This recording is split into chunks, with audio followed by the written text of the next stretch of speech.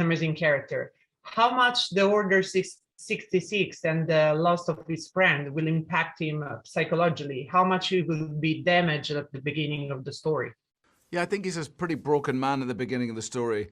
At the end of episode 3, all the Jedis are destroyed, and those who aren't have had to flee into hiding, and they can't communicate with each other. So he's living a pretty solitary life.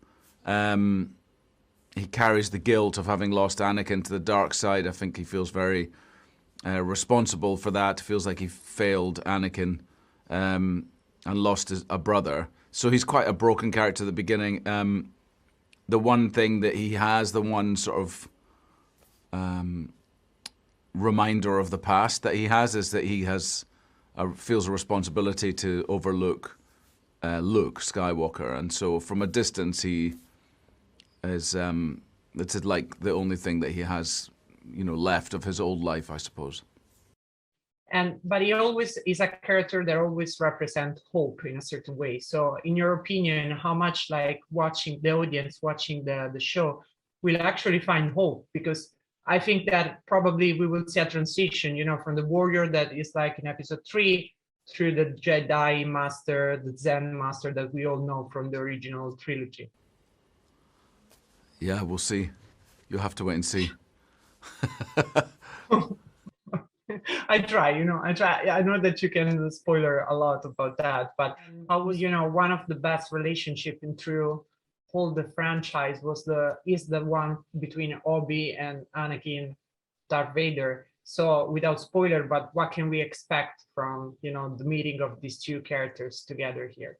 Yeah, it was amazing to, at the end of episode 3, I leave Anakin and I leave him for dead as far as Obi-Wan's concerned.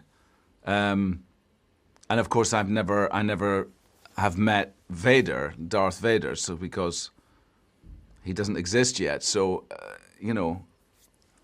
this time I meet Darth Vader, so it's interesting. It's very interesting in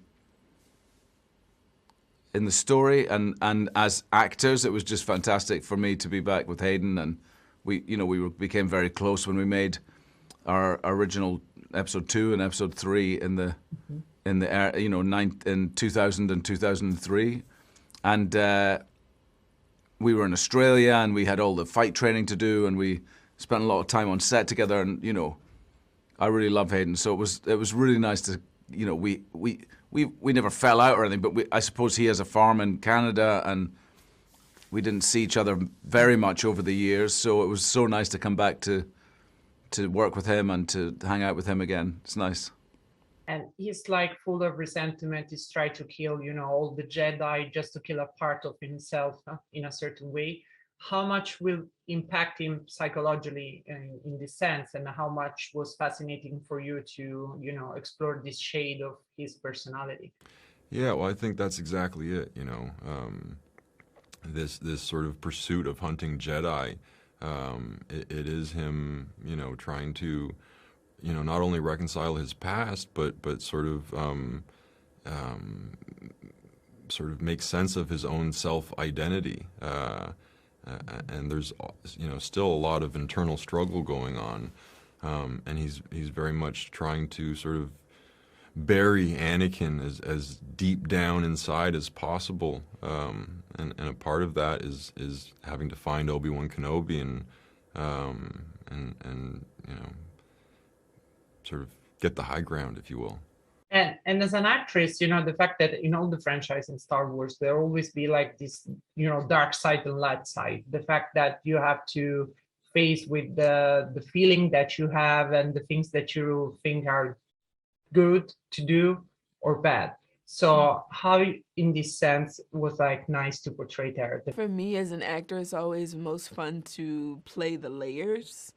It's never just one thing. It's always like 50 different things, and what you have for lunch and what you might have for dinner that color what it is that you're doing in a moment. And so it's really fun for me to excavate in that way.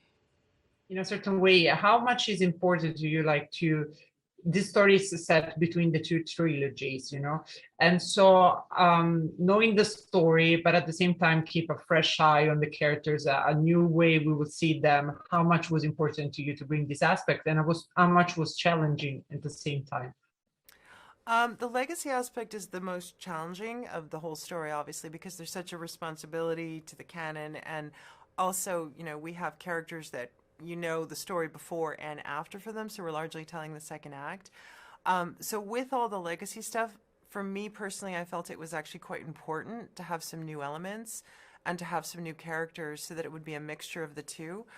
So I was excited to bring the Inquisitors into live action. And to, I'm very excited about the character of Reva, played by Moses Ingram. And I thought it would be really interesting to have sort of a mixture. And also, the fact that in a certain way, Obi-Wan was always the hope, the story of the franchise. But here, I think it's really damaged since it's 10 years from what happened to the Revenge of the Sith. So how do you work on this character? How the audience should expect to see him at the beginning, really change it at the end? What can you tell us about that? One of the biggest things we were trying to do with the story and that we kept looking at was the question of how did he go from, the warrior standing on the banks of Mustafar at the end of Revenge of the Sith to sort of the calm peace of Sir Alec Guinness in A New Hope. And so in large part, that's why we thought we had a story to tell, is that something obviously happened to get to that change.